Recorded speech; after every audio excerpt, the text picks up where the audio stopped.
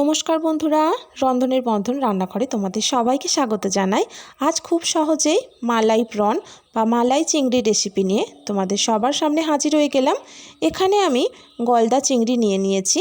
এর থেকে 300 গ্রাম বেছে পরিষ্কার করে ভালোভাবে নিয়ে তার মধ্যে লবণ আর হলুদ গুঁড়ো মাখিয়ে নিলাম।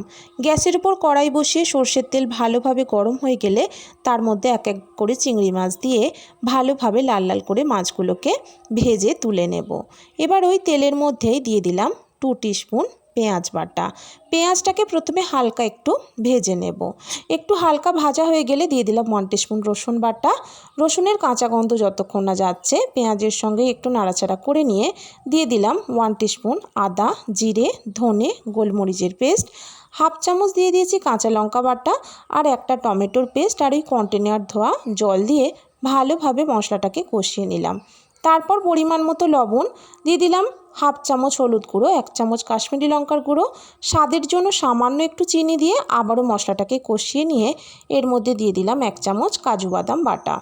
তারপরে দেখো এখানে আমি 1 মালা নারকেল নিয়েছি, তার মধ্যে ঈষৎ উষ্ণ গরম জল দিয়েছি। ভালোভাবে হাত দিয়ে কষলে নারকেল থেকে দুধ বার করে নিয়েছি 1 কাপের মতন। এর মধ্যে অ্যাড করে দিলাম। খুন্তি দিয়ে ভালোভাবে সমস্ত উপকরণগুলো মিশিয়ে নিয়ে গ্রেভি ফুটে উঠলে ভেজে রাখা চিংড়ি মাছগুলো দিয়ে হালকা হাতে নেড়ে দিয়ে একদম গ্যাসের ফ্লেমকে মিডিয়াম টু লোতে দিয়ে আমি মিনিট 5 রেখে দেব। ঢাকনা খুলে মিনিট 5 পর উপর থেকে 1 চামচ গরম মশলার গুঁড়ো আর আমুলের ফ্রেশ ক্রিম 2 টিস্পুন দিয়ে দিলাম। তারপর আবারও ভালোভাবে সমস্ত উপকরণগুলো মিশিয়ে নিয়ে ওপর থেকে দিয়ে দেব একটু কসুরি মেথি।